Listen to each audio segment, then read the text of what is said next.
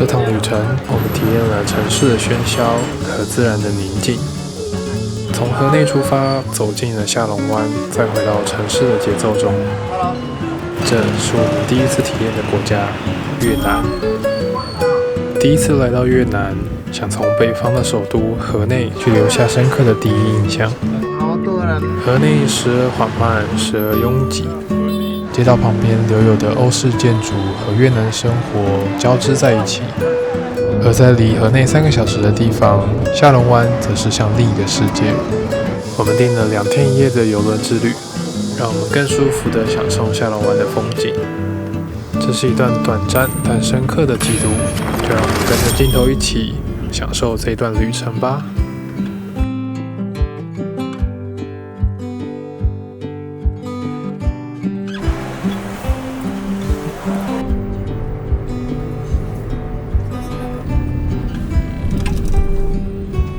好啦，下车啦！我刚刚坐了那一趟，一路市区这样开过来，他们喇叭没有在省，然后没有红绿灯，所以你根本完全不知道怎么开。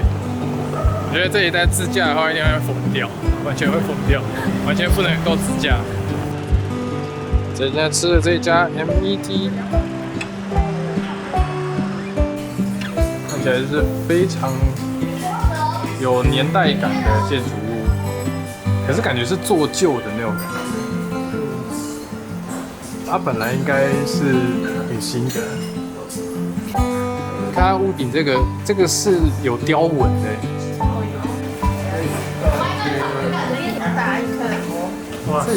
这一只特别大颗，来来看，不会啊，它甜度是有的，也不应该是喝完这个之后，这个就没有那么甜。但我觉得是蛮好喝的。接下来教我们怎么吃这个米线，看起来是把蔬菜跟米线先捣碎切断之后，然后加点猪肉进来，豆芽菜，然后舀这个汤汁哎，吃吃看。怎么样？蛮不错的，好吃。它鱼露有酸吗？还好，酸度还好。Let me show you. Put it in chopped village. OK。Oh. 粗的2片。Takes a piece. Thanks.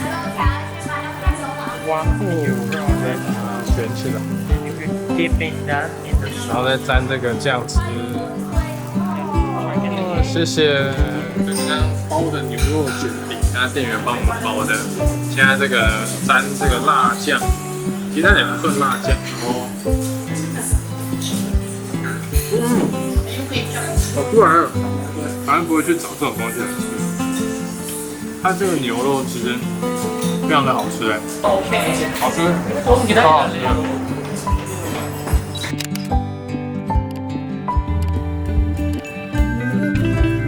好。找了一家叫做荒坏，这家换币1块钱等于850块台币，现在的币值差不多就是870左右，然后现在给我们850，这家还不错，这家是还不错币值的。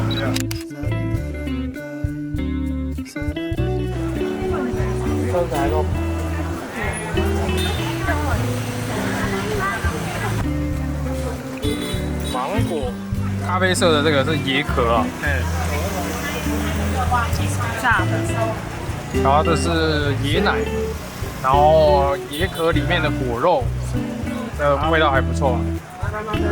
有个很神奇的点就是这些东西是真的好吃的，然后但这个环境，一整就在街边的这种情况，会让人觉得一开始很烦躁。然后在你吃到东西的时候，你会觉得，好像还不错。现在在环建湖的北边这边，像夜市一样的，慢慢就变热闹了。靠近看一下湖边，晚上的环建湖。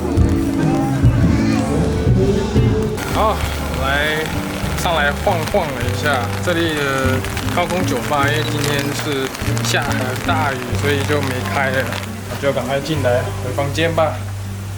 我们就第一天。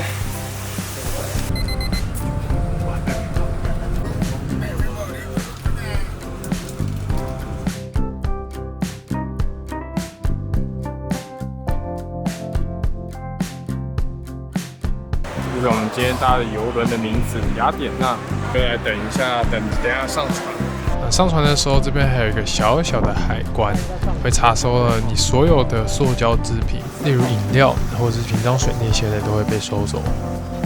要先从小船，然后再去那个对面那边。登船啊！现在要前往从小船换到大船。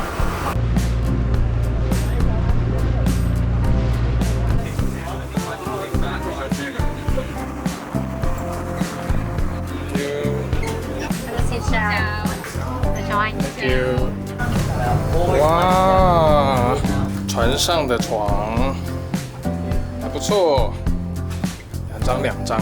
我们来看一下外面的风景。哇，还有一个阳台可以出去。哦，阳台房。哦。吃饱饭，我们来上楼上甲板来看一下。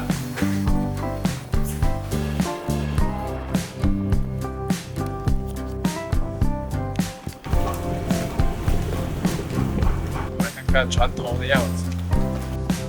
换完大船之后呢，吃饱饭，那我们就接着航向我们要停泊的点。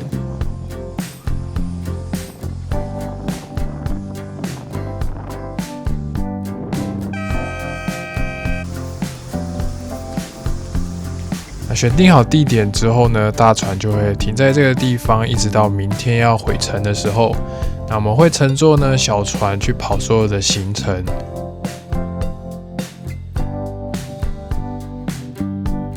好，我们现在呢登小船。我们刚吃完饭之后休息了一下，现在要去是金崎洞。然后去一些洞窟探险，然后还有一些游泳啊、跳岛的一些行程。那我们现在呢，准备出发。哇，超级多人，超级多人！我的天！现在在这边要排队进那个金崎洞，金崎洞的这个排队现场，超多人。You say how to spell in Vietnam language? Seng So. Yeah. Seng So Cave. Seng So Cave. Yeah. So that's why they name this cave is Surprise Cave. Yeah, Surprising Cave. 他说这个金崎洞当初发现的是法国人发现的，然后那时候他们其实只是想要来这边找原油资源，然后那时候来找之后就发现这边完全没有资源，这边只有一堆的钟乳石。但是走进去之后呢，就感觉到很惊讶，所以就最后取名叫做惊讶洞。好，终于放行了，走了，我们进去探险。拜拜。nhanh lên cam. Nhanh lên.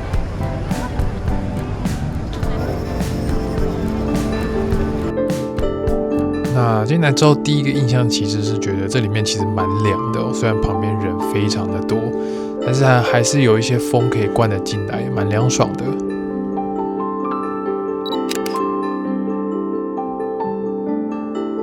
这个洞大概就是一次穿个2个人左右，然后一样对高度太高的人一样不友善。我们前往第3个。我的天啊！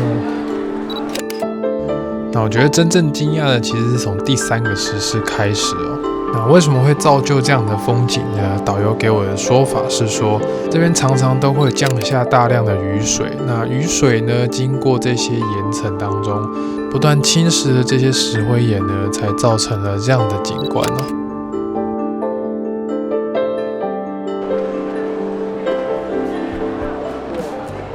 我们走出来洞穴这边了，下面就是我们刚刚集合的地方。我们的船会停在这边，还有，哇，整个下龙湾真的是壮观的。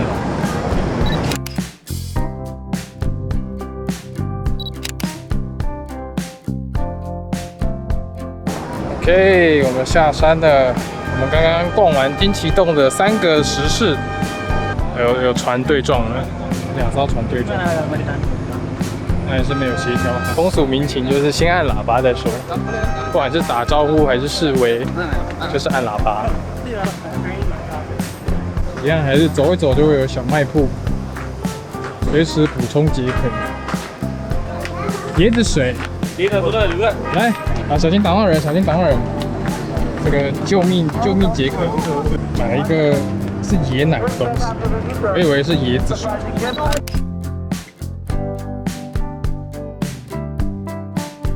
下一个行程，我们来到下龙湾中唯一一个有沙滩的岛屿——英雄岛。岛上人一样非常的多，然后你可以选择呢往沙滩走去，踏踏浪，踏踏海水。你也可以呢换上泳衣，脱掉拖鞋，直接下去游泳。还有一种呢，就是登上山顶，环顾整个360度的下龙湾四周。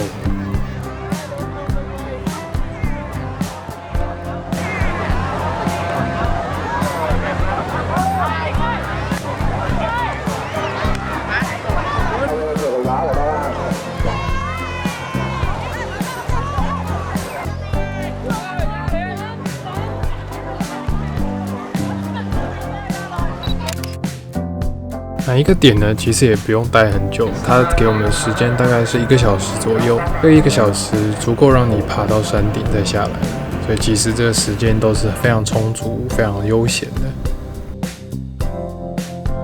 就当我们回到主船上面，等着准备吃晚餐的时候，遇到了传说中的小蜜蜂。哇，这个太酷了！来看一下，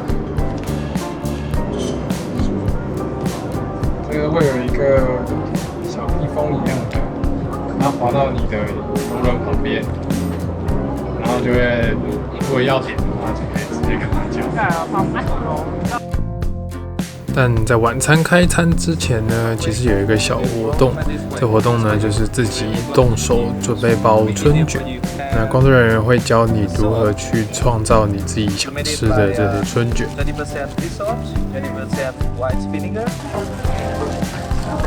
乖，我乖，呀，我拿ăn rồi。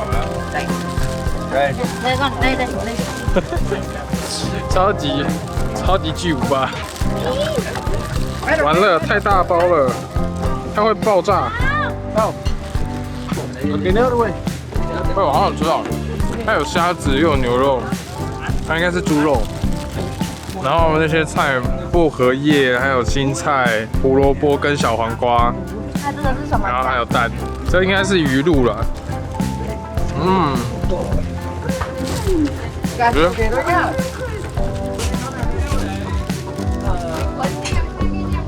然后我们刚刚试的这2款啤酒，一个是越南啤酒，在我左手这一罐，然后右手是那个下龙湾啤酒。这2罐喝起来呢，都有一个共通点，超苦，没有什么麦香味，全部都是苦味。现在6点10分，它好像预计7点开饭，到时候再吃个晚餐。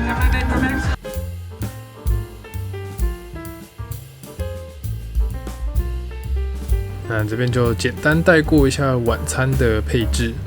它这边呢会有非常仪式感的给你一份菜单，那后面呢陆陆续续搬出今晚的料理。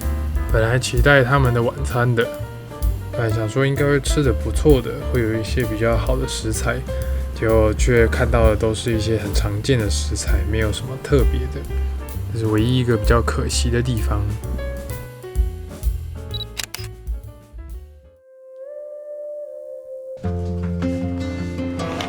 第2天在下龙湾，早上还下了一堆雨，现在又突然太阳跑出来了。好，现在时间早上6点，大家准备要去吃早餐。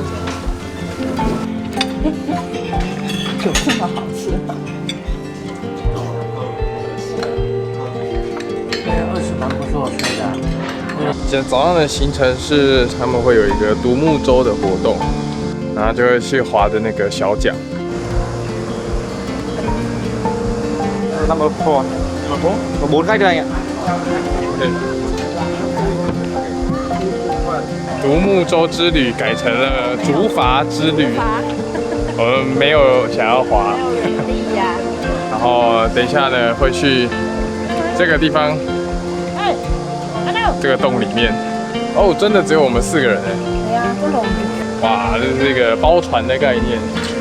然后这就是原本我们要选的这个 kayaking 的独木舟。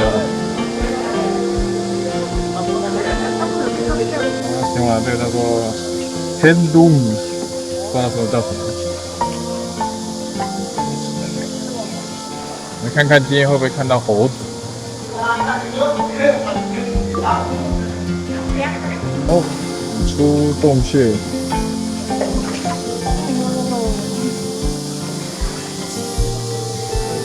哇！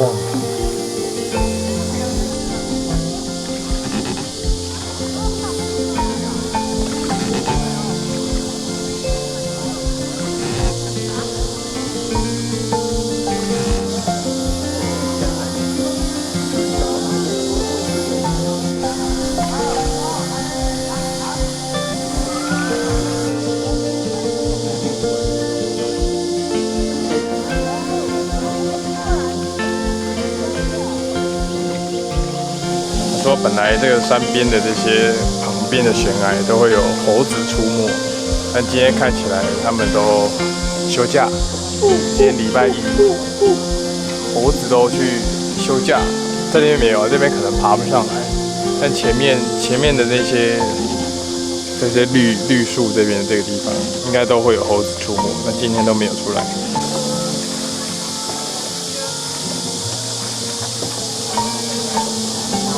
好，绕了一圈，要准备回到刚刚来的这个洞穴。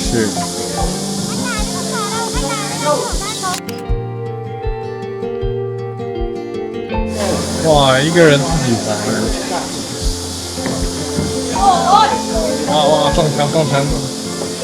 太辛苦！哇，这边有一个，这个撞过去可不对了。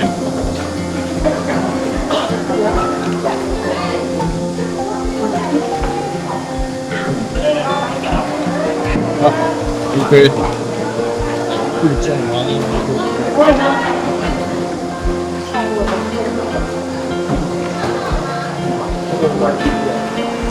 出来洞穴，哇，又来了！洞哇！这里就是车祸现场，船祸现场。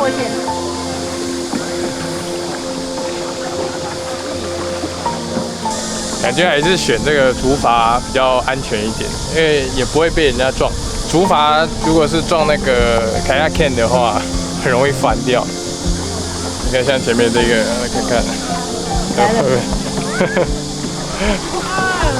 哇！哎呀！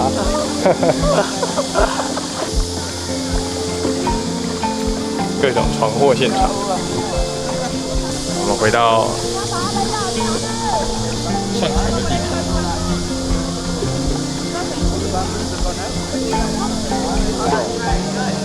我也是这样子。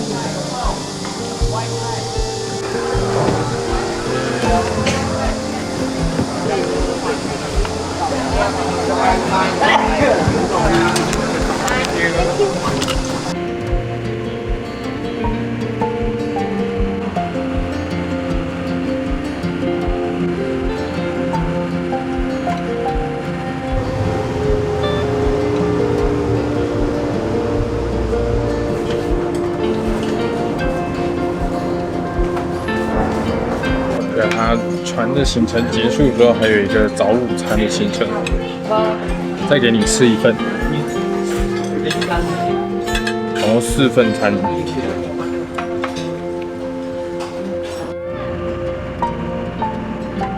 我们回到那个港口那边下船了，登出那个游轮，现在要回到这个黄色的房子。准备回去河内市区。新的这个接送车，感觉又更高级了。那我们就直接回河内喽。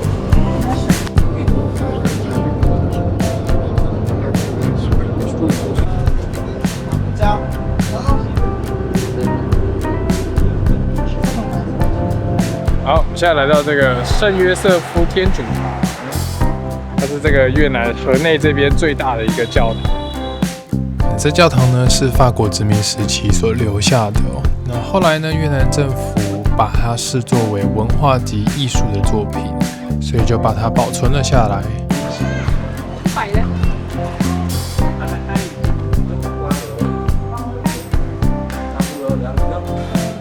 我有感觉来到欧洲的感觉。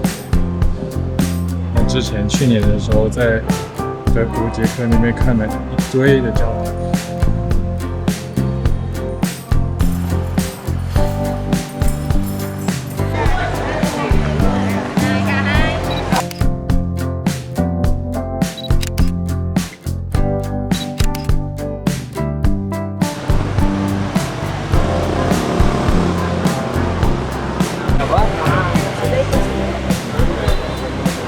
法国面包，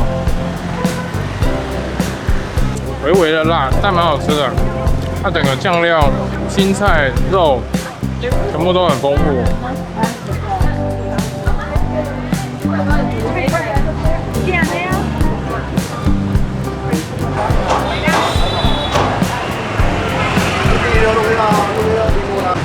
我们现在进不去那个火车街了。结果其实铁轨有好几段，最初的那一段没办法进去，但到了中段就可以自由的在这个咖啡街上踏步。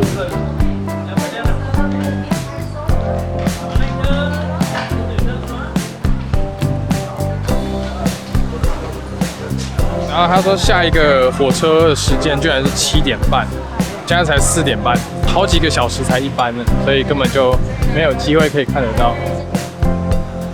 两旁都有很多家的咖啡厅可以选择。如果你有刚好遇到火车时刻的话，记得一定要找一家咖啡厅坐下来，好好的享受。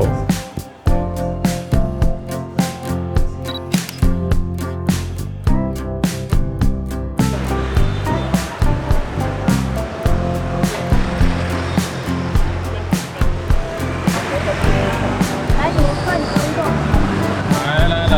可以上车。Hello。我会讲一点点啊，你会讲一点中文？哇，这是我遇到的第一个会讲中文的司机啊！台湾人多吗？载到的？每一天都有几个台湾人打车。几个？那为什么你们国家英文都很好？我们想学英文，这个人人都想过去外国找工作啊，到大学啊，好多人过去外国找工作，去台湾、去韩国、日本，美国、英国都有，欧洲都有。但他们那些去完国外的，回来是不是都变很有钱？对。真的。所以是趋势，大家都要去。谢谢，再见。刚刚听了那司机分享了一下，还不错，了解一下当地越南的一些在这边生活的人们。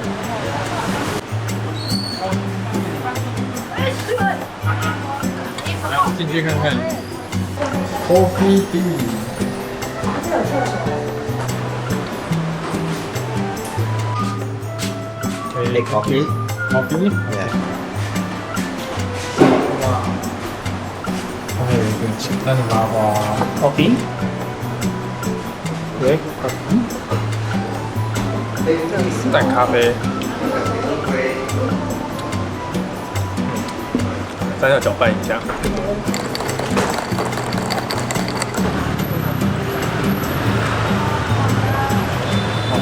超商选的这个椰子水，有一种甘蔗味。它的椰子水是蛮甜的，蛮好喝的，你喝喝看，有没有？对，甘蔗的清甜，这个比较原味。这个蛮好喝的，对，那个可以太甜了。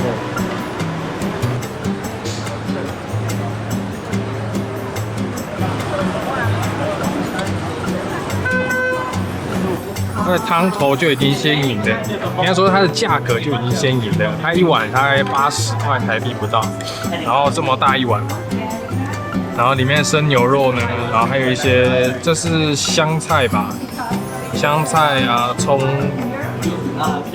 然后还有无限量的柠檬跟辣椒可以加，然后我们再点了一个隐藏菜单的那叫油条，粤式油条，然后去沾这个河粉。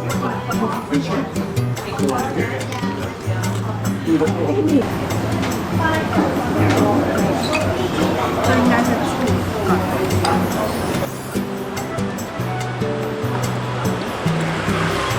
我们吃完了，总共花掉29万5，大概是台币300出头，很便宜啊！4碗牛肉河粉，再加一个油条的一盘油条，哦，好便宜，好吃。好，我们又出来找按摩的。那这次粤式按摩的初体验呢，觉得它比较多的是推跟拉，还有刮的这个动作。我自己觉得感受是还好的，还是选择粤式洗头或是像脸部保养这种的课程就可以了。那价位大概都是台湾的6到8折哦。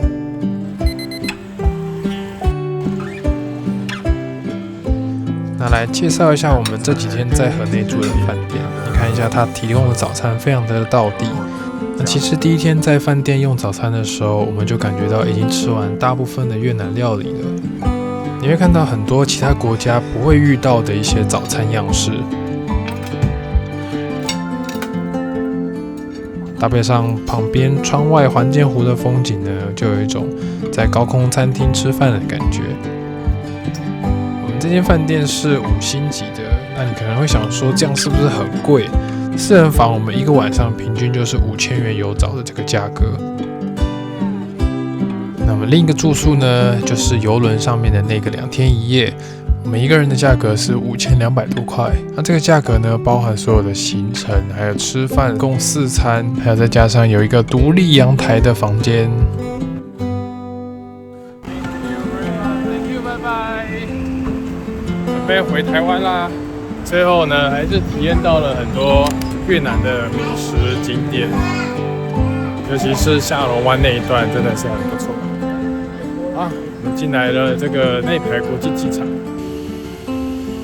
好，以上呢就是我们5天越南自由行的一个行程。你有来过越南吗？欢迎在底下留言跟我们分享你去了哪个城市，那体验如何呢？我是亨利，我们下一趟旅程再见。